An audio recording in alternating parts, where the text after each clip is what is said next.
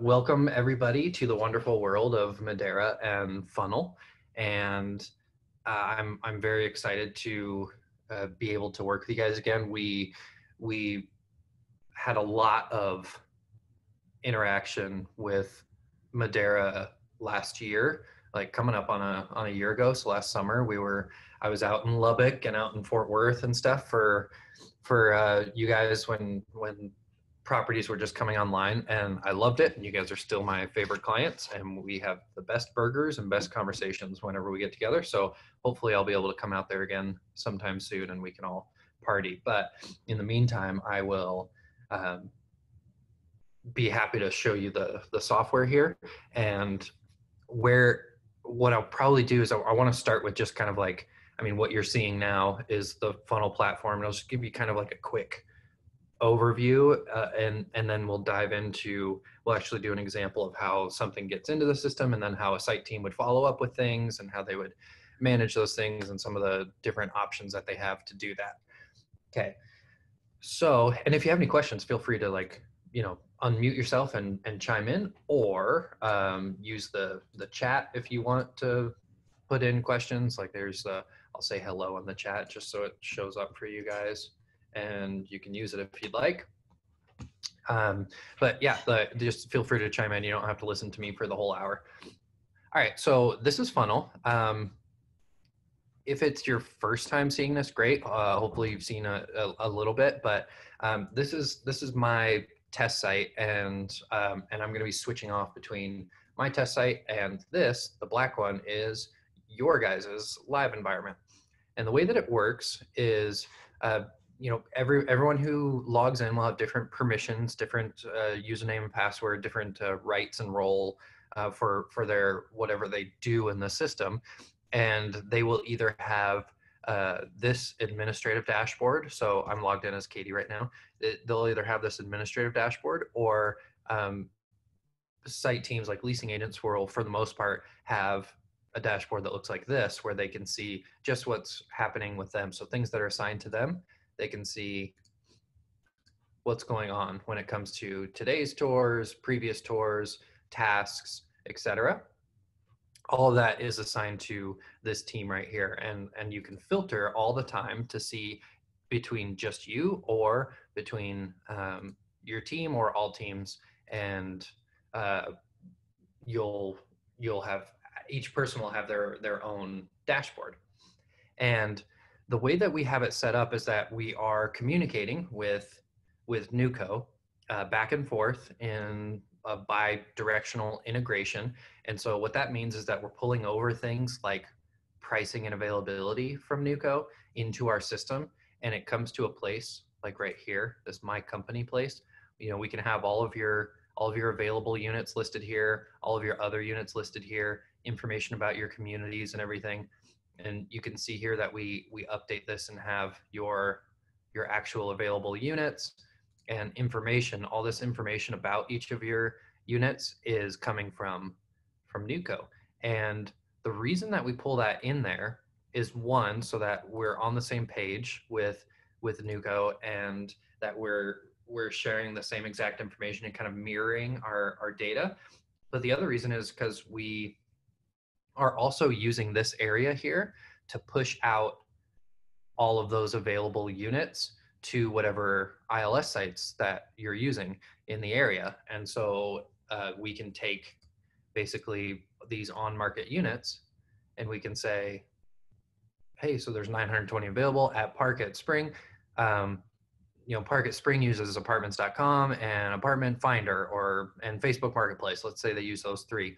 Then we can take these automatically and push this pricing and availability and this square footage and all of this out to those sites automatically, so that people can then see that on different internet listing services and apply for those things, and submit their information or their curiosity about those units into the funnel system. And that is what I want to show you right now. Are there any questions about that, or anything that I should expound on when it comes to us pulling in that information and then pushing it to a place like like this to like an apartments.com. Any questions about that? Yeah, just this is Jacob. Quick question. Uh, we have some of our properties that have a hard time like putting an availability date on some of the units, and from what I understand, that's what drives whether something is being advertised. Um, is there any other way to kind of do that in a more automated fashion? And Katie, are they putting availability date in Nuco, I'm assuming? Yeah, Jacob, that's more of a NUCO issue, and like that limitation was developed on the NUCO side as like the way for filtering what units go across as available or not. And so basically, when we were creating this integration, we had to have something that acted as a filter for what was sent as available and what isn't. And so that's what triggers that status as on market or off market in funnel. But is there like a different way? Is there a different filter we could use, or is that kind of a foundational type of filter that was placed that was not something you can change very often? yeah, it's more on the NUCO side of how they wanted NUCO to be utilized and what they think is essential information that needs to be entered in. And so it was basically created as a, like, if you don't keep your available dates updated, then your market or your units won't show as on market. And so it was, I think their thought process was that it like incentivized keeping those available dates, but obviously we've seen that hasn't happened. So that would be probably a conversation with Sean and team about like a better way to do that. Okay, very good. Just thought I would ask. Yeah, it's a good question, and it does cause a lot of problems. But I think I just addressed a question this morning. Something to know is that a unit is not listed as on market within funnel if it has to have an available date, and the unit available date has to fall within the next 30 days. And so like I just answered a question for someone who said my unit has an available date of June 19th and why isn't it showing in funnel? And that's why. And we've talked internally about extending that to 60 days or, to 100 days or whatever it is. But then you have properties like Lake Village North that have, 300 units that are available. And so on apartments.com, it looks like a horrible place to live. And so there's a balance there of trying to figure out what limitations to impose and what to not impose. Cool. Yeah, thanks for that, Katie. That's what I was assuming. But that is a great question. And yeah, so just to expound on that, like all of those things that are changed, basically what we will do is we'll pull over whatever is in NUCO. So to kind of capitalize on that idea is that if, let's say that, we pull over a fresh integration feed of all of this availability, and you click in here and you come in and change something here, like change the price or the availability date or something in here, it will update it in here. But next time that we pull this unit information over from NUCO again, it will override any changes that you made in here. So that just goes to illustrate the point that the source of truth is NUCO, and so we are literally just mirroring whatever is done in the NUCO system. Now, when we push something to like an available listing, it looks something like this. So here's a fake, this is my test demo site. This is a fake apartments.com post. And so all of these pictures, all of this information, all of the availability here, all of this is coming from this area here. So you can see it's, pricing, availability, square footage, the features, photos and floor plans, all of that is stored here, and it pushes out to this available ILS service. And when somebody, we do that, and then as well to websites. So when somebody is interested in a floor plan, or they're interested in a unit, or just your property, they can submit their information. And one way that they'll do that is, like, for example, here. And so I put some fake information in here for this person, and they want to submit their information, but they're also concerned because they say, I have a dog. Do you allow pets? And we can hit contact property, and that's how somebody will get into the funnel system. Now, that now is in the funnel system, and what it looks like is basically, if I'm a user, typically what I'm going to be doing and where I'm going to be spending most of my time in the funnel system is right up here in the messaging window, or going through my dashboard and my pipeline. That's where I'm going to be spending the majority of my time, because this is where new things are going to come in. So there's John right there. He's right there in the system. If I go to the messaging window, he's here as well.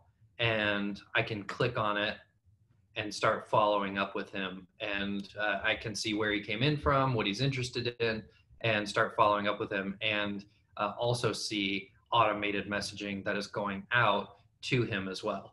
And to illustrate that a little bit more, I'm going to pull up your live site and show you some stuff here. So let's see if this gives us what we want. Let me go to a different person real quick. I'm going to pull up the messaging window. Let's go to everybody and find a good message that we can kind of dissect a little bit. Let's do Tiffany here and see how this is going. So Tiffany, received via apartments.com. Hello, do you have any move-in specials? Also, I'm a minister for income. Will you accept a letter from my church? Thank you. And then this, she's interested in Avion, and this is an automated message that goes out. So this is what the message says. Thanks for your interest in Avion. Good morning, Tiffany. We know it's the morning time, so that's a dynamic field. And so is this. We address her by name. Thanks for your interest. And then we've updated your templates to say this kind of thing. So we'd love to show you around the property, but because of COVID, we're not hosting on-site tours. You can use this link to make an appointment, and we'll contact you over the phone or do things virtually. And then we're also happy to answer any questions you may have, which we'll gladly do during office hours. And then she can come here and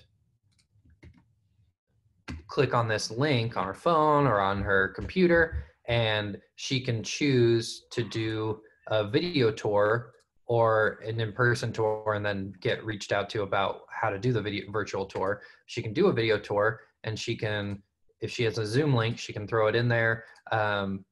If she does the in-person, she can choose a time and book that tour right from that email.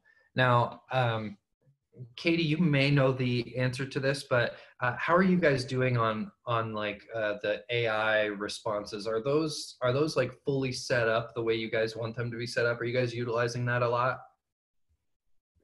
I think so. We haven't tapped into it too much.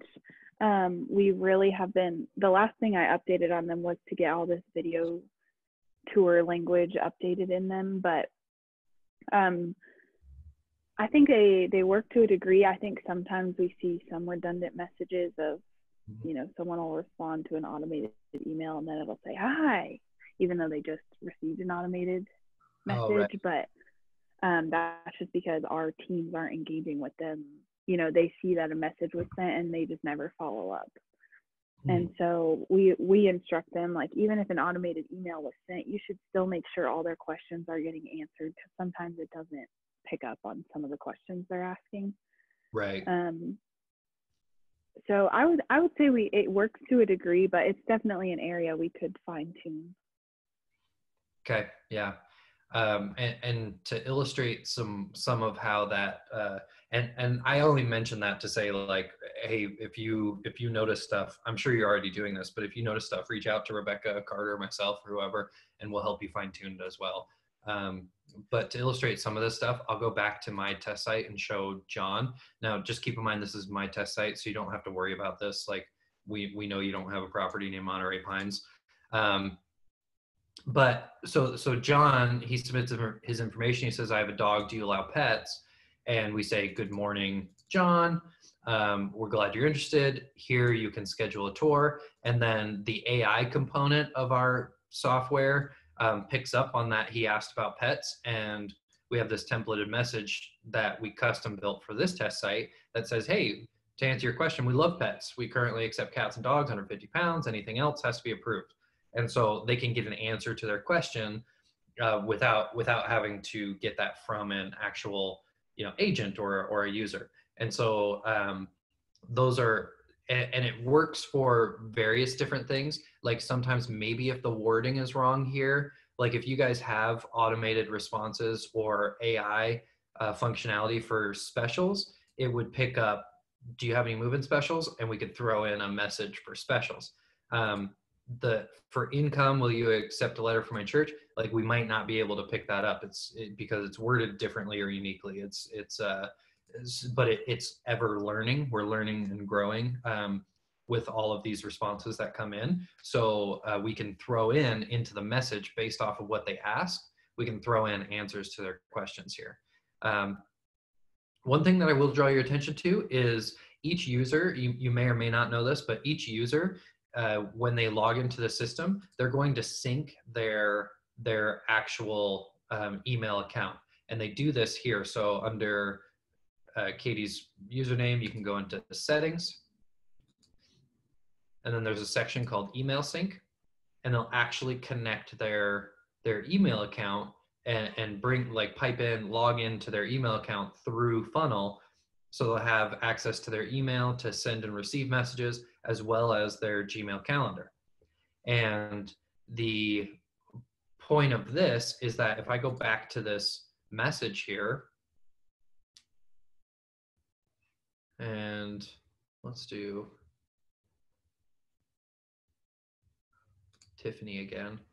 If I go back to this message, you can see that this message is coming from Maria's actual email account. If she goes into her sent folder in her Gmail account, this message is there.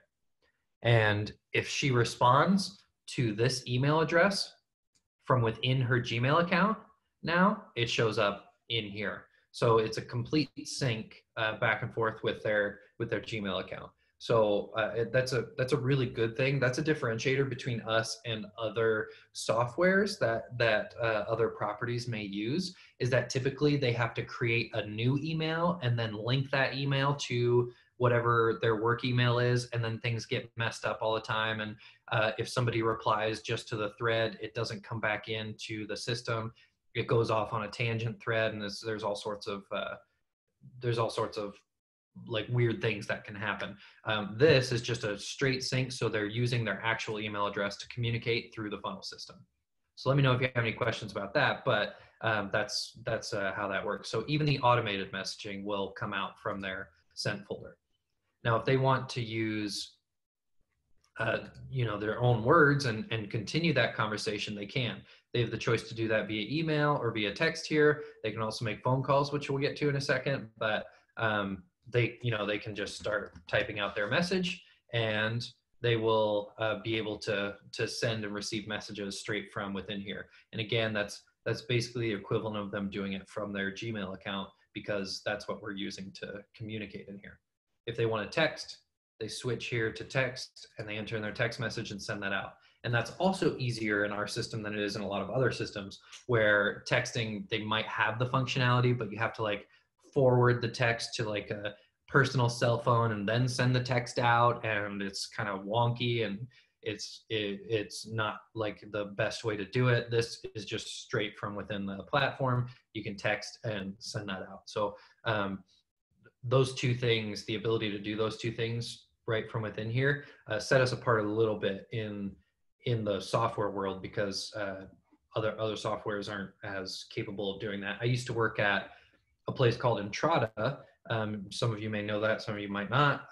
They are full platform property management software company. I was there for 7 years, and for 7 years they tried to figure out how to do texting just in the platform and couldn't really figure it out. And this is what they were going for. So it's kind of nice to have. Any questions about that right now before I show some other stuff about like templates and things like that? Hi, Kurt. This is Erin. I do have a question going back to the automatic email response, and as well with the example you did of the question regarding pets. Yeah. So I guess my question is, the automatic answer to that question, is that something you're saying is a capability Funnel has that we can implement at Madera Properties, or is that something that's already being implemented at Madera Properties?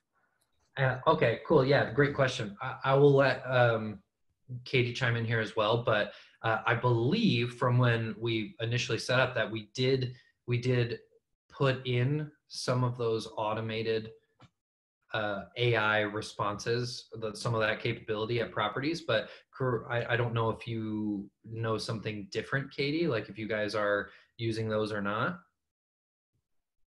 Yeah, I know we have some of the AI set up. I don't think we ever got around to like billing out all of it, but I know we used some of it. I would have to get with Rebecca and Carter to figure out, I'd have to look at that spreadsheet and figure out what we're using and what we aren't. Yeah, and I can, it would take up too much time on the call today, but I have access to that spreadsheet as well. And I'm pretty sure that yes, you can. But to answer your question, Aaron, is that as far as I know, we did like an initial setup back when we first started on our partnership with Madera, but there's always room for adding those things and like reevaluate. So it can grow, and we can do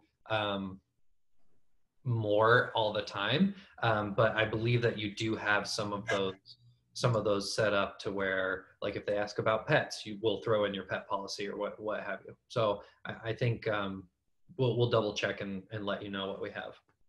Okay, thank you for the clarification. Yeah. All right, I'm gonna go to a different property here in a second and just take a look at some stuff. But so you can follow up via actually, here's a question about pet policies. I wonder if it'll come in. Thanks for your interest. Yeah, it looks like this is the same one here, which is fine. Let's see if she says checking in. Scheduling a tour, great. What are your pet rates? Okay, so this wasn't an initial email. You do have the ability to use templates in email messages as well, and so that's something that we could utilize as well. But that for the most part, this is how, just to kind of give you like a zoom out and give you the bigger picture, this is how people are going to be utilizing the system. This is how they're going to communicate. So everything that they've been trained on and that we ask them to do is, when you want to communicate either via phone, email, or text, do it in the funnel system. That way it's tracked. That way everything gets shared with Nuco back and forth, and you have that transparency so people can see what's been done with this person. So no matter who follows up with this person, I can see the whole history of the conversation right here. And so people are using this as their primary means of communication with leads. They're coming here to the messaging window and following up with people. Now, the messaging window is great for if you want to see all of the messages that have come in and just kind of start knocking them off the list. But a lot of people will use another area of the system as well, which is the prospects area. So prospects and pipeline they'll use this area to kind of see where each of their leads are at throughout the process. So, you know, if maybe Katie, you might know the answer to this. Well, I guess we know the answer from right here, but it seems like, are all teams on a first come first serve lead assignment basis? It seems like It's on round robin. round robin. Okay, cool. All right. So with that being said, what that means is that things will come in assigned to people, and you'll get like assigned leads evenly. And when that happens, people will come in and see what's assigned to them here in the prospects tab. They can see like, okay, I have these 2 that are assigned to me and I need to start working on them. And they can do things from right within here. They can, you know, set move-in dates. They can message or call. They can do other things like schedule a tour, all of that from right here. But what we do find is that a lot of people, when they need to follow up with somebody, will just click into their prospect profile and start following up with that person here. Let me refresh a little bit. So they'll start following up with somebody right from within here. And if they want to message them, this will bring up their messaging window, just like we saw earlier, and they can start messaging email or text with that person and go back and forth with them. And so all their messages will be stored here on their prospect profile as well. And then they can also call and then do other things like add notes. So this is where they would add notes to this person. And so if we add a note, it adds it to the timeline down here.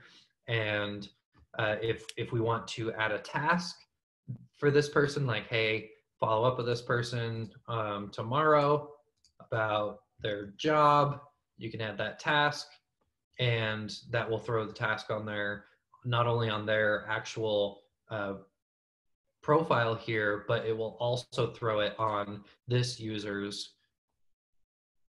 dashboard right here. So this shows up for the person who's assigned to that lead, and they can actually follow up with this person and finish tasks and complete them.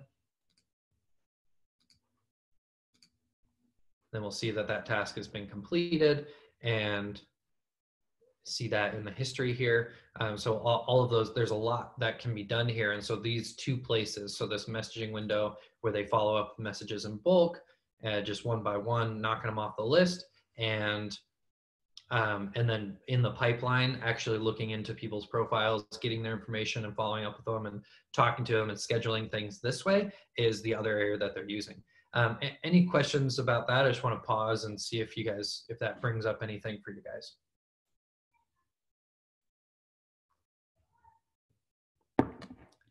And if not, oh, I did want to mention one thing, Katie. So, you know, with you updated those messages for the COVID-19 stuff. We just came out maybe like 2 days ago. We just made it possible for people to be able to only schedule virtual tours as opposed to in person. So you, even on the website right here, like this would be gone, the in-person opportunity, and it would only be live video. We do have that ability. If that's something that would make your guys' lives easier, then you can reach out to Rebecca and Carter about that, and they can help set you up with that. If you're just based on the messaging that you've been sending out, where you know you're only doing virtual, this would allow them to just book virtual as well. Okay, I talked to Rebecca on Tuesday and she said it wasn't done yet, but maybe that came out after our meeting. So yes, that is definitely something we want to take advantage of. It's possible it came out. I mean, all of my days like blend together now, so it's possible that Yeah. yesterday, because I didn't even realize it was Thursday today until about like 20 minutes ago. So yeah, I'm like double checking right now on when that came out.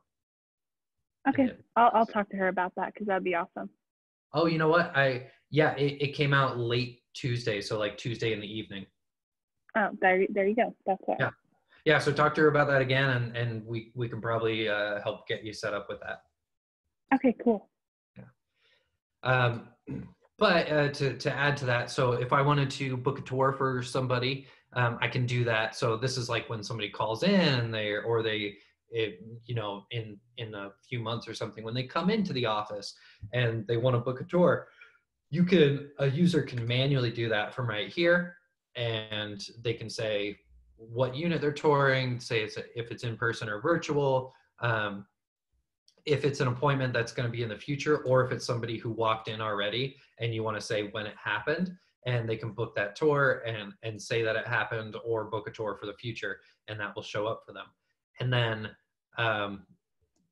that's a way that you can make sure that you're logging that. And with the tour stuff, the way that it works, so, you know, if I come back here and I'm looking and saying like, hey, Friday, I want to book a tour, we're taking into account several like settings and things to give available tour times. So just, I'm just saying this just in case you guys didn't come from a company that was in property management or anything like that and you're unfamiliar with it, just to show you or tell you kind of like what we do differently. Most, if not all, of the other software companies that you see for properties will allow somebody to request a tour, but not actually book a tour time and show up for the tour, because they don't really know when the property staff are like available to actually do a tour. Whereas what we do is, because we are, you know, integrating with people's Gmail and their actual calendar, we have the ability right here in this calendar section to see what's going on with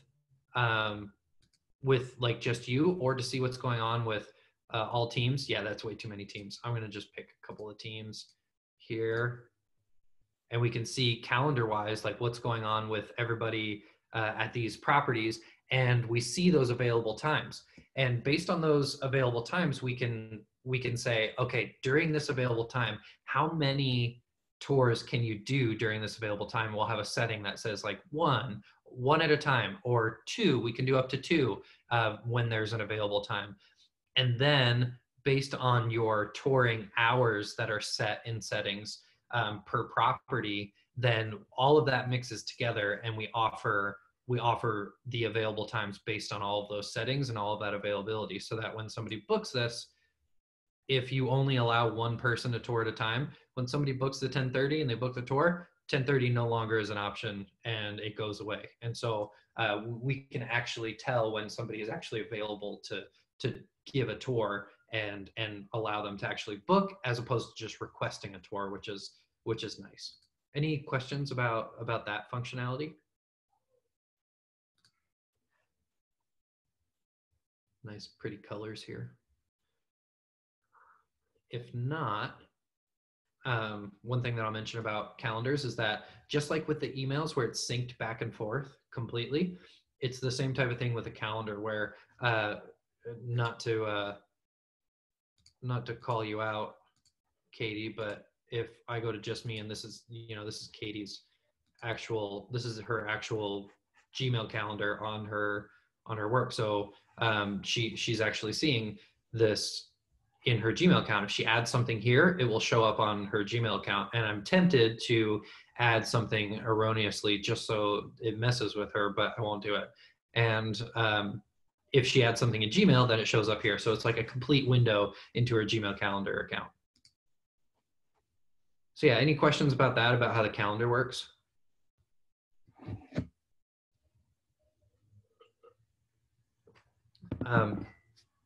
Now, the next thing that I want to mention, I'm going to come here to the pipeline.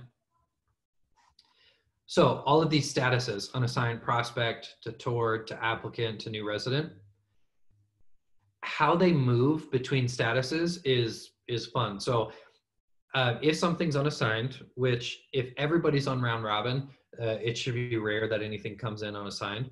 But if something is unassigned, then once it's assigned to somebody, then it will move to the prospects tab automatically, and that person will automatically be at a status of prospect. Then once one of these people actually goes through and completes a tour, so if they tour and the tour is marked as complete, then that person will automatically move to the toured tab. And there's no other way to get them from prospect to toured. So you can't like manually say that they're toured and put them in the toured category. So they have to actually tour, and then they'll move to the toured category, and they'll be in the toured section. Then when they actually start applying, that's when NUCO kind of takes over. So when they start the application process and they are changed to a status of applicant in NUCO, then they get updated as well. We see that they're updated at the status of applicant, and they are moved to the applicants tab because they started the application in NUCO. And then same thing, when they get moved in, we'll hold them here in the new residents tab for a time and show them as new residents. So that integration is key in moving people through the pipeline, in that you have control. Basically what we have control over in the funnel aspect of things are these three here. So unassigned, prospect, toured. That's the responsibility of funnel, is to get them followed up with as a prospect, get them into the door or virtual door to get toured and get completed, and push them to the application. And then it's kind of a handoff to NUCO at this point, where they take care of the application and the leasing and all of that in NUCO, and we mirror that information of statuses as they progress through the process.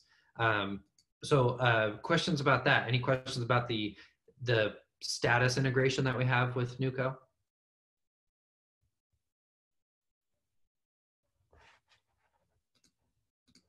It says that, let me double check this, but it said that somebody was talking, but maybe I just missed that. If not, cool. I'll show you a couple other things, and then I want to hear from you guys and see what kind of questions you have in general. All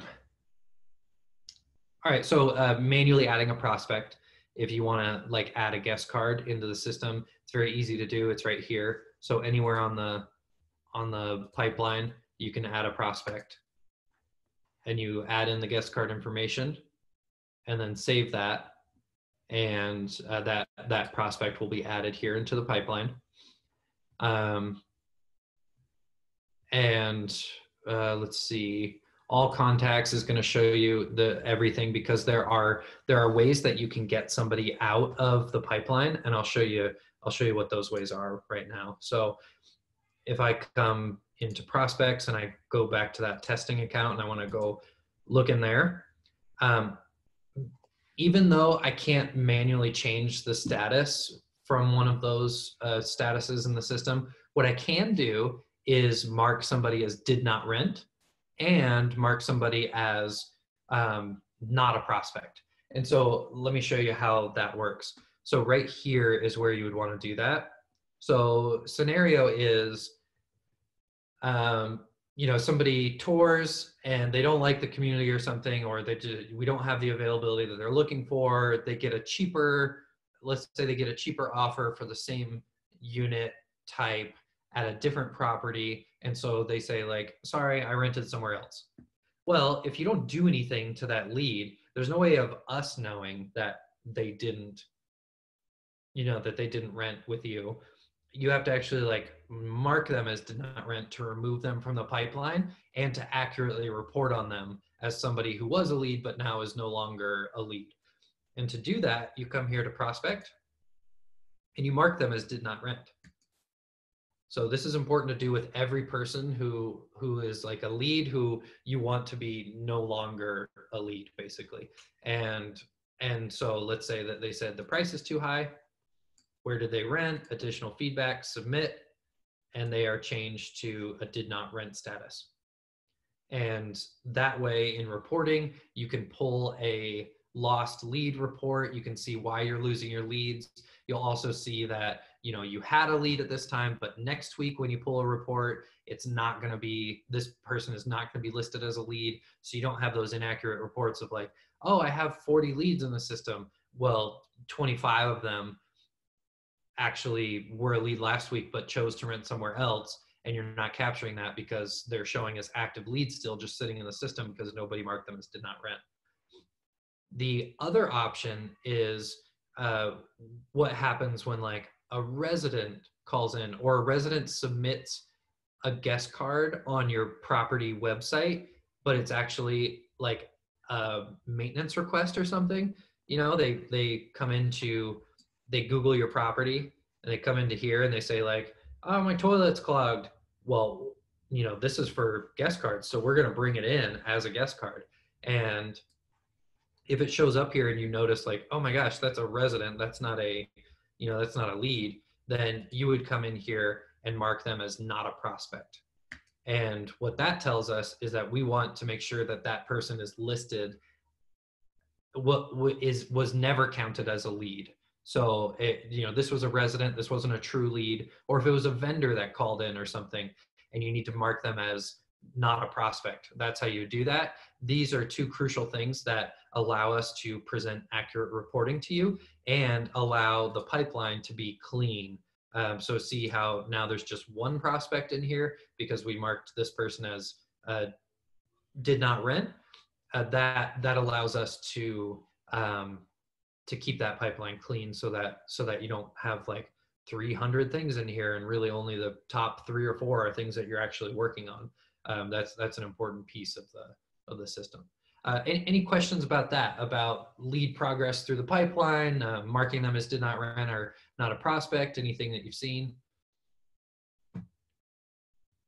Why is the did not rent a status that doesn't come over from NewCo?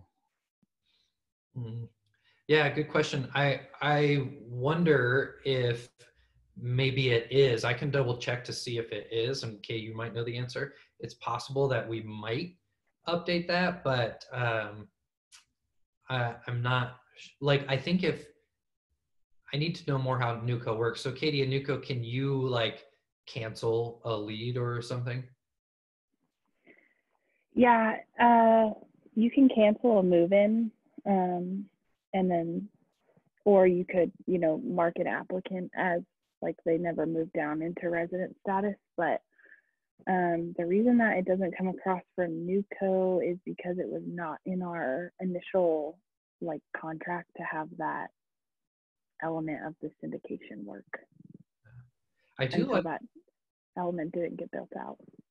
I do like the idea of, because this is for, basically, this is for like before they get to the applicant status. So if it's just like a prospect, their lead, they haven't like started their application or something, and you need to, and they're not going to progress to a tour, or they tour and they're not going to progress to the application, you would, you know, there's nothing you would do in NewCo to differently, so you would just mark them as did not rent here. But that is an interesting question to be able to pull that status over, because I mean it would take dev work and everything, but it could really help with reporting like we were talking about last week, Katie. So that's something I'm going to write down and talk to Carter about. I think it would be a good idea.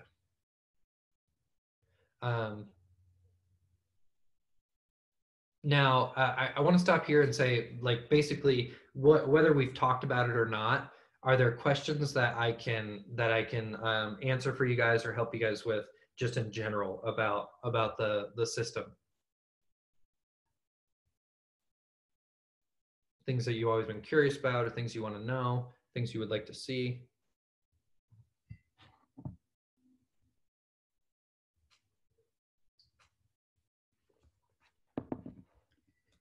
If not, Katie, do you think that I should wrap up this hour with a little bit of what we talked about with reports on our last call? Yeah, that works for me. I just want to make sure that, you know, everyone looks at this tool a little bit differently, and I hope this was helpful to answer some of those questions, but now's a really good time to ask because Kurt knows the answers. Yeah. And if after this call, you know, you're in the system and it does bring up questions now that you're looking at things, more than happy to answer questions via email or phone, or jump on more calls as well. I'm basically stuck in my house like the rest of us. So this is the best human interaction I get. So well, I'm down. Yeah. So yeah, if we're good, I'll show you some reporting things to keep in mind, and how we intend for those things to be used. And Katie, I'm working hard with Tutor on one of those, like the kind of like the methodology intent reports for or descriptions for each of the reports, and I'll update you on that this week. But what's interesting about, so I'll give you kind of the full context. What's interesting about our reports that as a company, we started in New York City, and New York City, we're headquartered in Chelsea in New York City. New York City is different as a rental market than any other place in America. There are some places that are kind of similar, like Chicago, but New York City is just like a whole different ballgame. And whereas in like Texas, you would be like, oh, I like this property. You go into the property, they have a leasing office, and you say like, hey, I'd like to tour and see what the property looks like. And they say, we have these 3 apartments available. And you say, cool, I'll take that one. That's kind of how it works around the country. In New York, the way that it happens is because there's such high demand and because it's so crowded and all that. I spent the last year living in New York, so I actually had to do this. I had to go and find an apartment in New York, and it's pretty chaotic. It's crazy.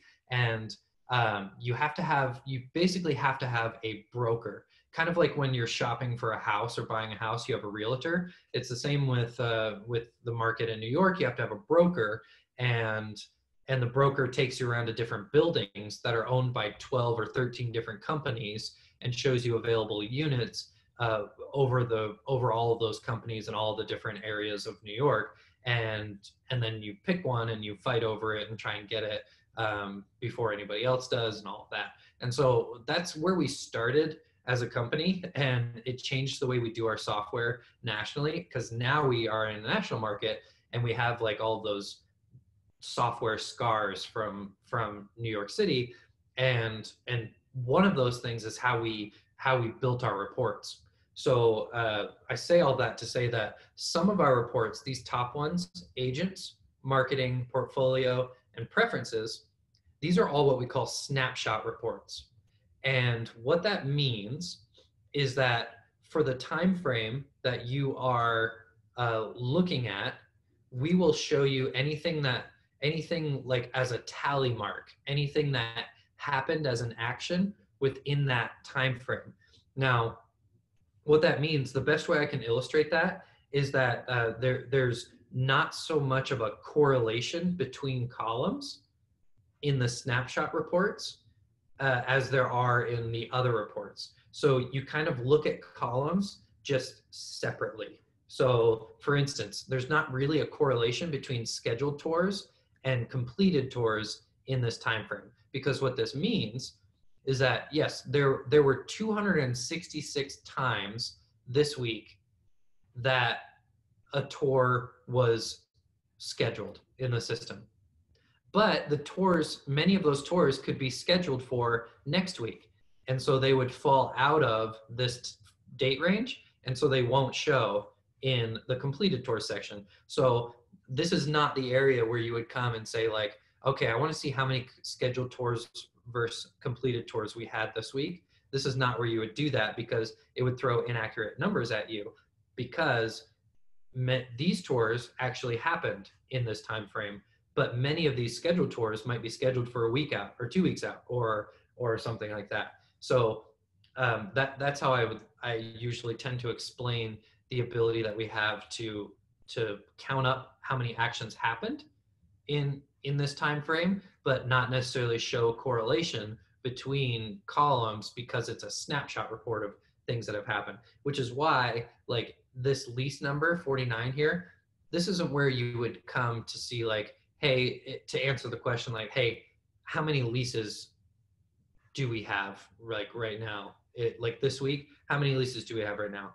This is how many times a lease happened in this week, but it's not necessarily how many leases you have right now. to do that kind of reporting and that kind of analysis, you're looking at everything from attribution down. So these reports, which we made after we left New York, are cohort reports. And those are like the ones where you find correlation on everything. So for instance, this funnel report is big for that. If I click on the funnel report and I do this by agents and I look at this week and run this, see what it brings up for us.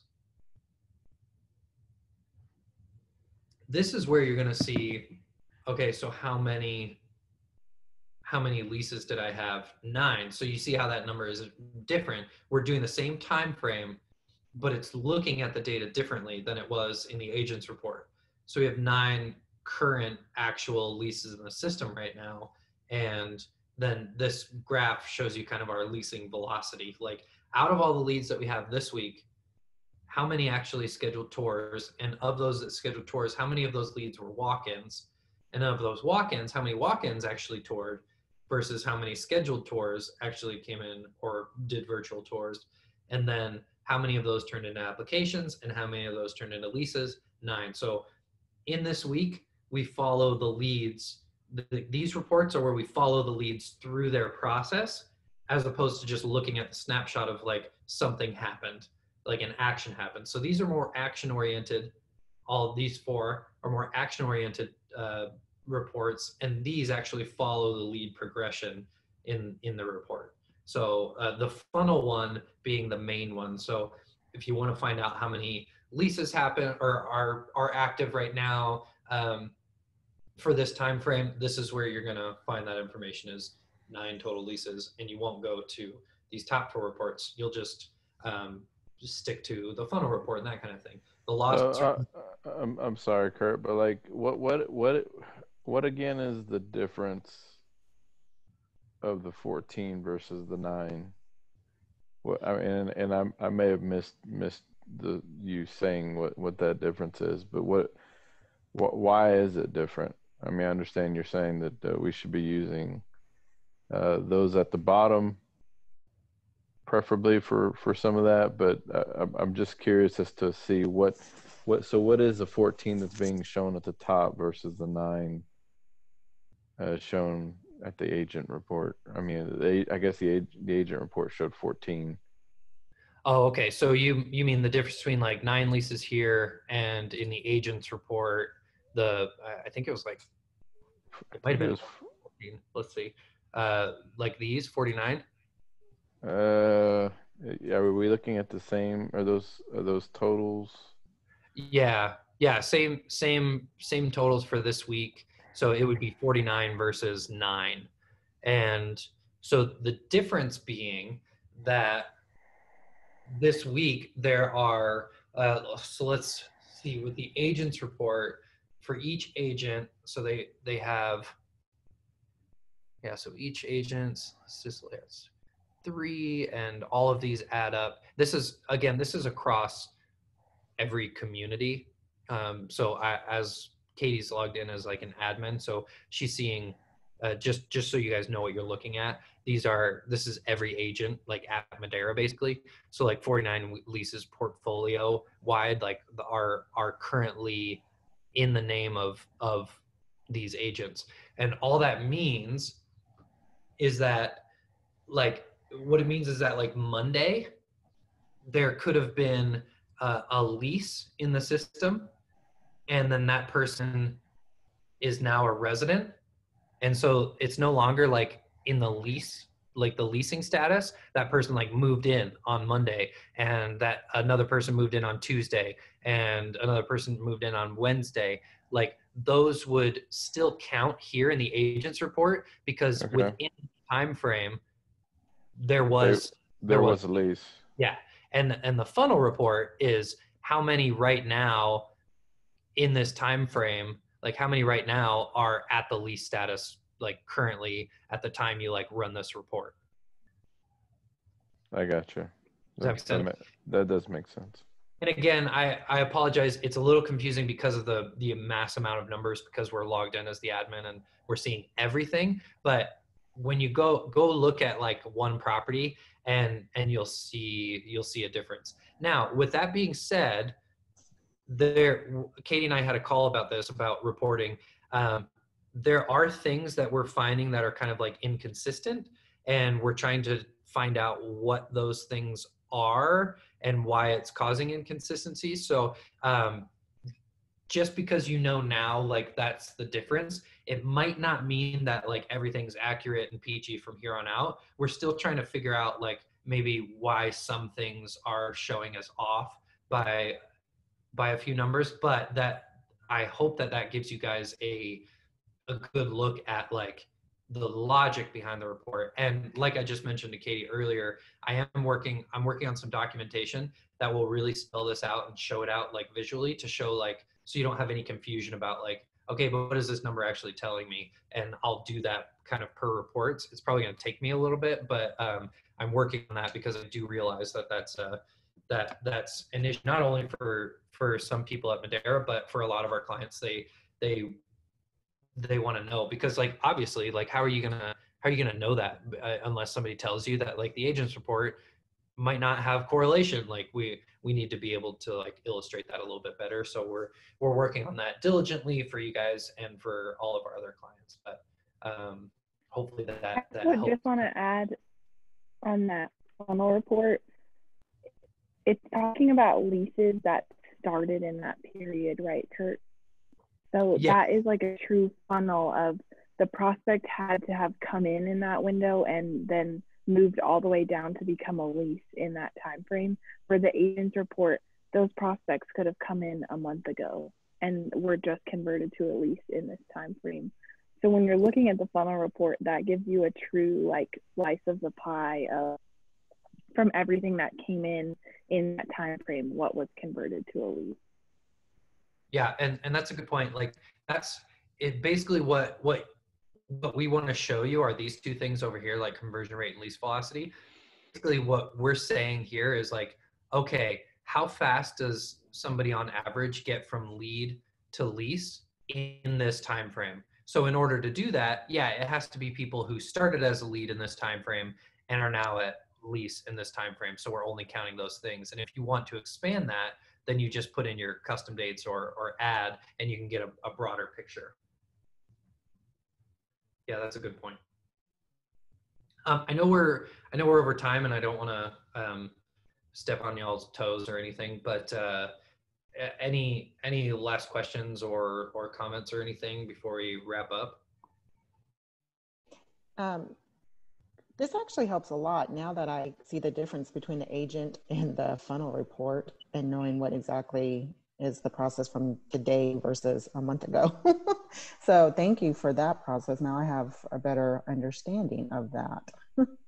Yeah, I feel like we, so Katie and I talked about this last week. We kind of co-discovered some of this stuff, and I've been like working to understand our reports a little bit more here and there. And I feel like every little bit of information that I find out, I feel like just shouting from the rooftops, because it confuses a lot of people, and I want to alleviate that. So if this was helpful, awesome. And it's going to continue to be helpful. I'm going to keep trying to make this more transparent, more clear for everybody. So I'm glad to hear that. Thank you. We'll wrap up this call, but we are kind of like at your disposal, and talk to Katie if you need anything. She can force me to jump on calls any old time that you need to, respond to emails, help in any way that I can. That's literally my job here. So I'm 100% down for making sure that you guys have a really good experience in funnel, and that it actually works for what you want to do. So anything else you would add, Katie, or you feel good? Yeah, I feel good about that. I encourage you guys to play around with it, and you'll learn more as you talk to leasing agents and they have questions. And there's just a lot of nuances with calendars and lead flow, so you'll learn it over time. Yeah. I do have a question. Does managers have access to review their funnel, the funnel report? I think they do. Correct me if I'm wrong, Katie, but I believe that they have permissions to the funnel report managers for sure. Yeah, so I think managers have access to all reporting, but I could be wrong on that. So if a manager wants to gauge their team and know how they're doing, then this would be the report that they can kind of mirror off of and look at in regards to their activity versus the agent report. Because agent is just total, not in today, like, I guess, if I'm understanding that right. Right. It's kind of, I would say personally, it's kind of a mixture between all three. So like, it's just looking at it's looking at activity from like a different angle. Mm-hmm. This would be really good to see like, yeah, like how are, if I want to know like, okay, how are my agents like doing with like efficiency? Like, are they really pushing leads through the system? How are they doing? And I want to know that for this week or for last week. This is where I would come to do that. If I want to see just like quantity of work that they're doing, so yeah, maybe that's what it is. It's like a good way to explain it would be like funnel is like the quality of work that they're doing, like getting leads, but actually getting them through the system. And then agents would be kind of the quantity of work that they're doing. Like, oh, you had this much going on. Like you scheduled this many tours last week or this week, this many walk-ins this week. So this would be like quantity versus quality of their activity. And then one more report to gauge kind of how a manager or how an agent is doing would be the engagement report. And what that's going to show is sort of like the efficiency of all of it. So down here, see by agent, you can see how many just total messages they were involved in, how many they sent, how many they received, how fast they did it. So, or how good they were at replying to messages, and then how fast they did it. So their average reply time. So 3 different ways to look at performance basically. And I would just kind of say quantity, quality, and efficiency would be how you would categorize those, the different angles that you would look at. And just as an FYI, we are creating a report that's going to come out in the next like couple weeks or month or something. That is like an agent performance specific report that says like, that breaks it down to be like, okay, how many outbound calls did this agent have versus inbound calls? How long the calls? How many texts? How many emails? How fast did they respond? Like, so all of that stuff to kind of see a consolidated place to see agent performance specifically. But right now, this is where you would get that data from. So yeah, quantity, quality, and efficiency of agents. Cool, thank you. Yeah. Yeah. Well, yeah, if there's any other questions or anything like that, tell Katie to force me to do it, because I'll do anything for Katie because she's awesome.